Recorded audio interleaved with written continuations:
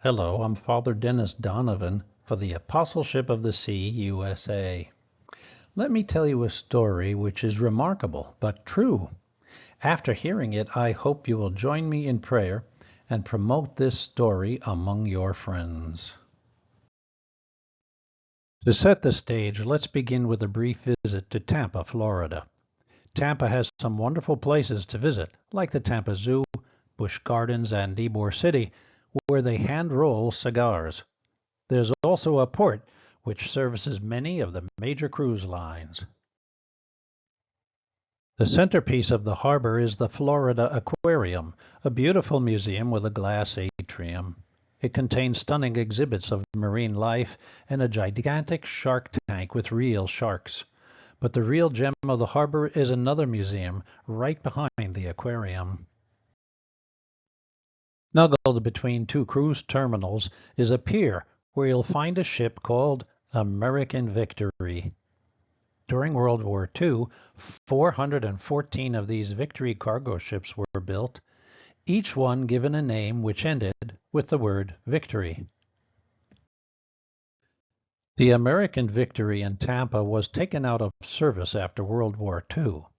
It is one of only 3 fully operational World War II Victory ships in the country.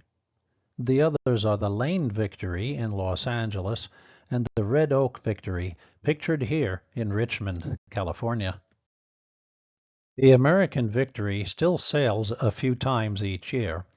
It is now a museum, open to the public, and listed on the National Register of Historic Places. Ships like this served brave sailors who battled with rough seas to bring supplies to their comrades in the Army, Marine Corps, Navy, Air Force, and Coast Guard, carrying ammunition, vehicles, equipment, and troops necessary to defend our country. Once on board, experience firsthand the many parts of the ship, like cavernous 3-level cargo holds, the radio room, the galley, the bridge, the captain and crew quarters, the engine room, and lifeboats. The ship is heavy at 7,612 tons, but that pales in comparison to the cruise ships around it with an average of 100,000 tons. Please take a close look at this ship. Notice that there isn't a lot of deck space. Most of the volume on these merchant marine vessels was in the body of the ship, in dark, cavernous, cold hulls where all the cargo was stored. But of all the Victory ships like this, there is one that was more remarkable than all the others. That ship was called the Meredith Victory, and the master of the ship was Captain Leonard LaRue. They both became famous for something that happened in 1950. It was 3 days before Christmas. Folks were busy decorating their homes and preparing food for the holiday. Pastors were tweaking their homilies, while choirs rehearsed their Christmas carols. Mailmen were busy delivering people's Christmas cards, no matter what the weather. Included in the mail was the Christmas issue of Life magazine, delivered to more than 5.2 million readers. Travel by train, car, and plane was as busy as ever, as it was an extended holiday weekend, with Christmas Day being on a Monday. On television, a frequent commercial featured a sea captain who traveled all around the world. Pointing to a globe in a ship's cabin, he declared that nothing in the world was as remarkable as what he discovered. It was silly putty. It's the gift every child wanted for Christmas, and it was selling faster than ever. But while all this was going on at home, it was a totally different situation across the Pacific Ocean, and there was nothing silly about it. A heroic captain and his crew were preoccupied with delivering an unexpected Christmas gift that was totally different in nature and would be remembered forever. Captain Leonard LaRue and his crew aboard the SS Meredith Victory were working hard to rescue military personnel from the besieged port of Hungnam in northeast Korea. Born in Philadelphia in 1914, LaRue and his four siblings were raised in a close-knit Catholic family. He loved reading about the saints. He once said, "I was always somewhat religious, even in my youth." Recalling the gospel verse, "Whatsoever you do for the least of my brothers, that you do unto me," Leonard wanted to be of service. Coupled with his fascination for the sea, Leonard was inspired to seek a career by which he could be of service while enjoying the adventure of sailing the world's oceans. Leonard LaRue attended the Pennsylvania Nautical School, served aboard the school ship Annapolis, and graduated in 1934. LaRue joined the Merchant Marine and was soon plying the seas. Although life aboard a ship was demanding, the young officer loved his new profession. When World War II erupted, LaRue found himself on the front lines of the Battle of the Atlantic. With Hitler's U-boats patrolling the Atlantic in small wolf packs, hundreds of Allied merchant marine ships were sunk every month. LaRue sailed in what became known as the Murmansk runs, enduring treacherous Arctic waters, bad weather, and German military units that were terrifying tests of nerves and endurance. Then, in 1950, by then a captain, LaRue was called upon to serve in a new capacity.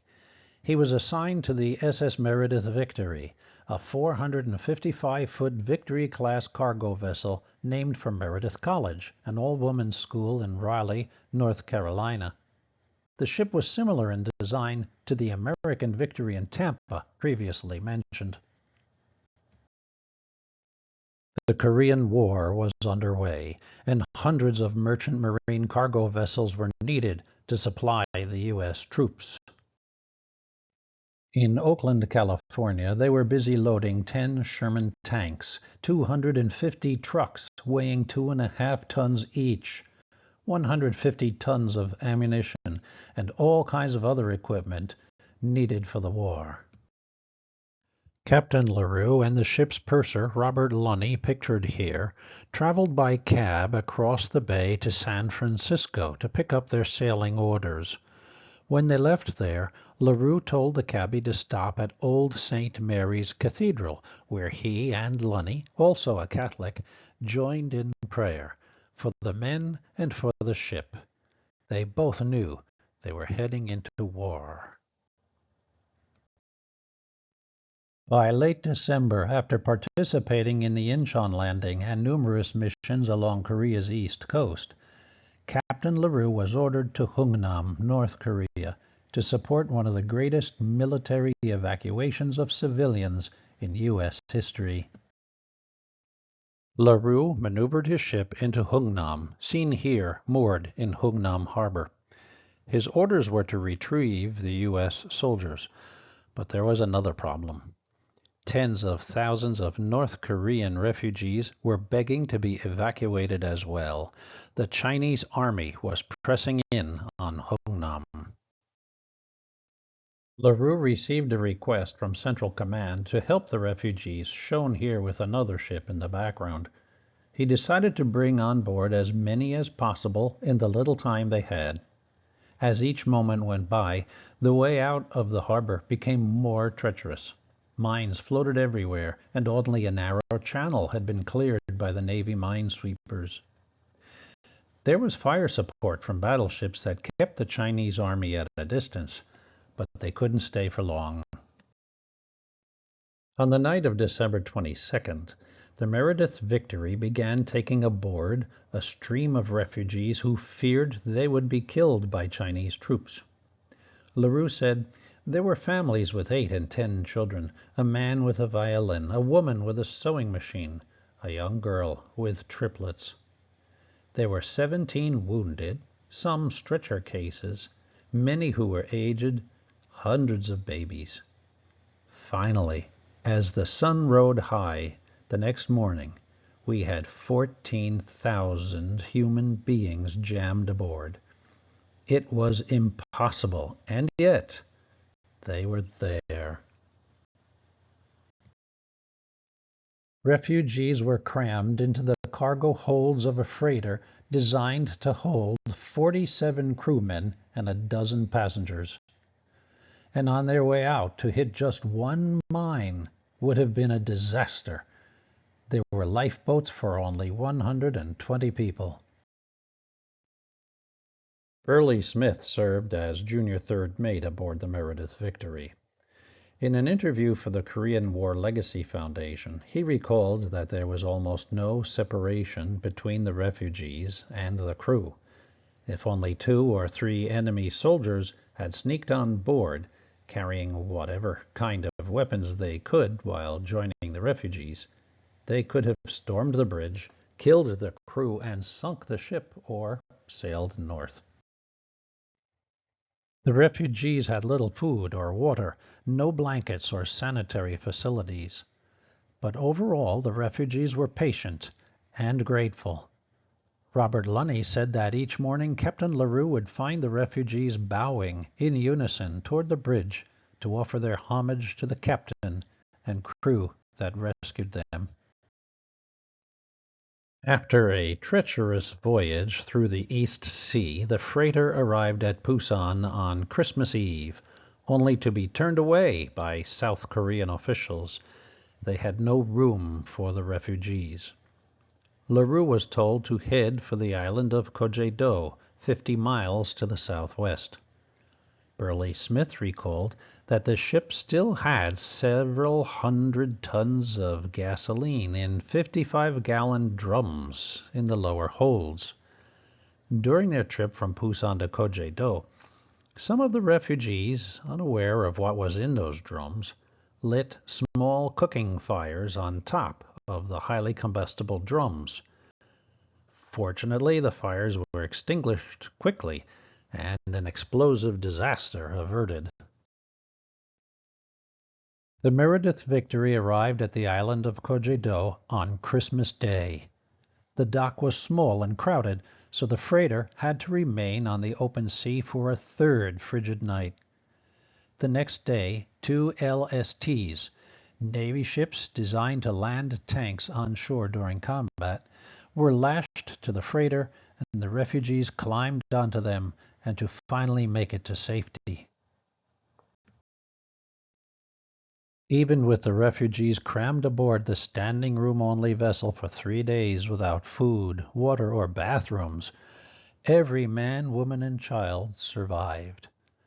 But LaRue took no credit for the rescue. He would later say, "God's own hand was at the helm of my ship." Years later, the event was memorialized with this monument at Kojedo.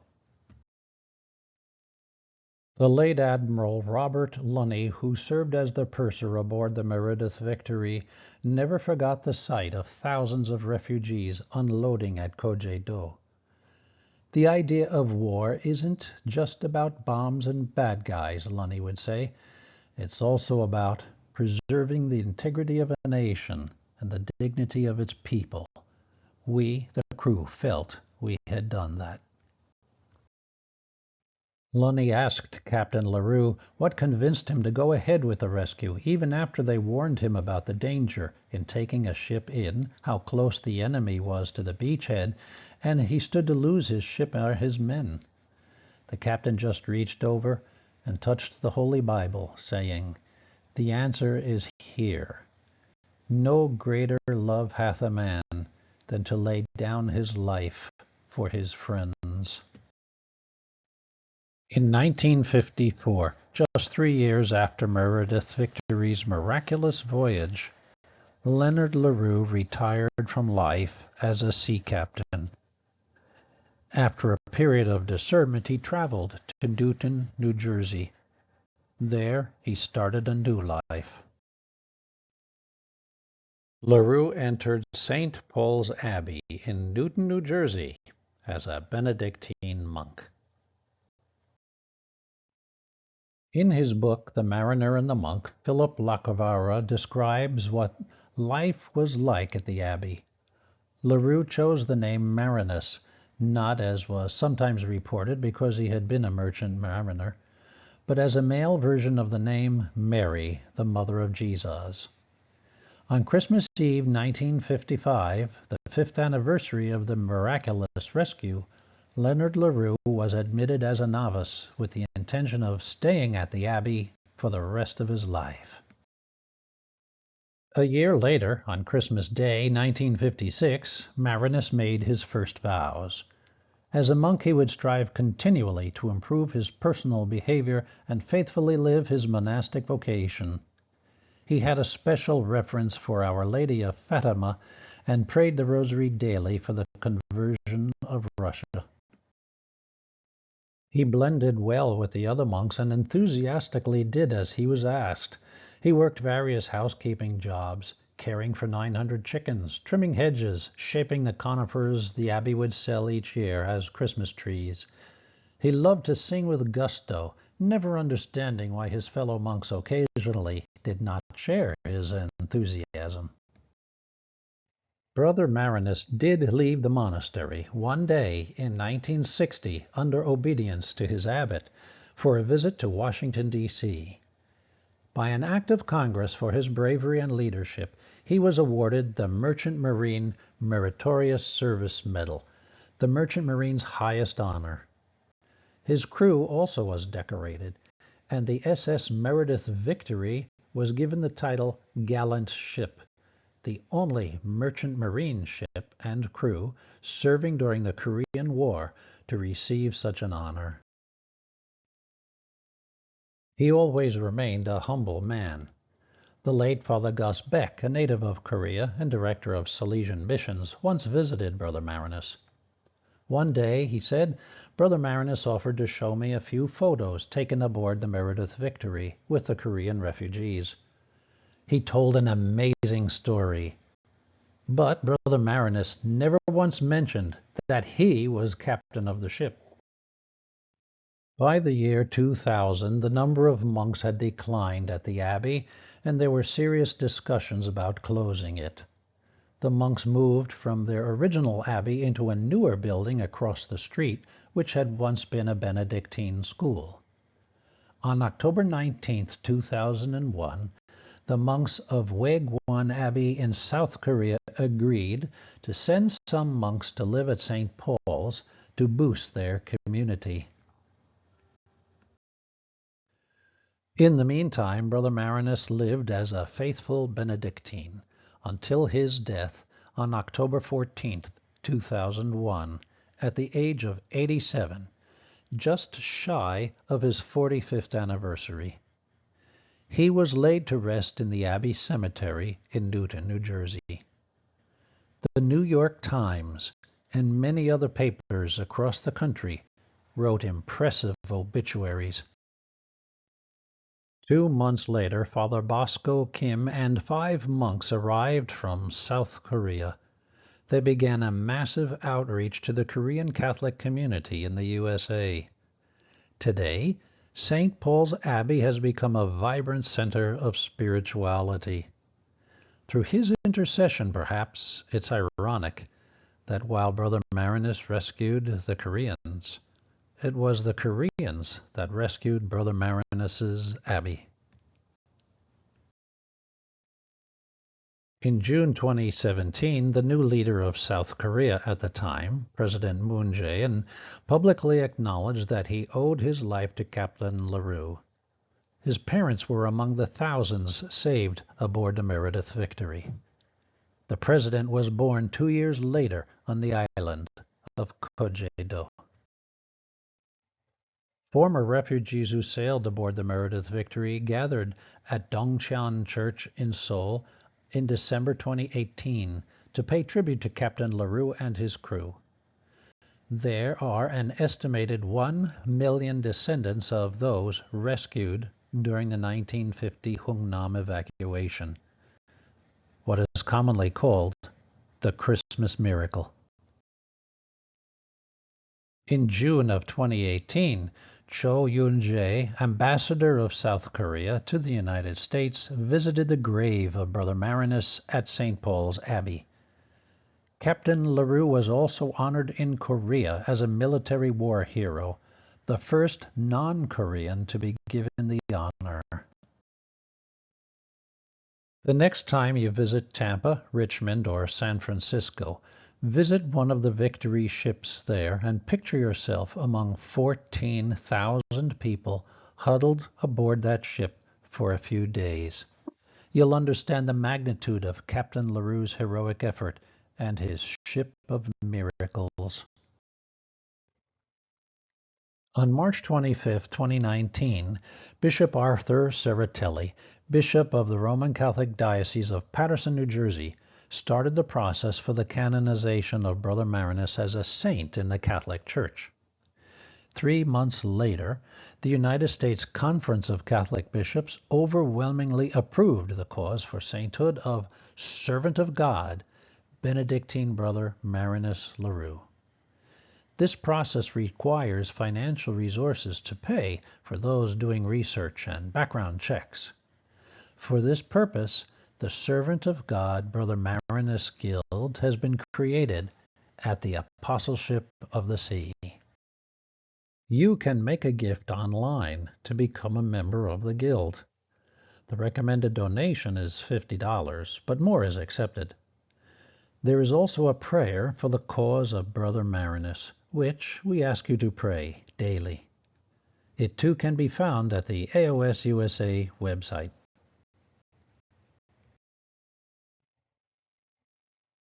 The late Robert Lunney, who had been purser with Captain LaRue, remained a close friend of Brother Marinus to the end. He has inspired me and many others to work for the cause of this great man. Thank you for your time, and may God bless you and your family with smooth sailing through life.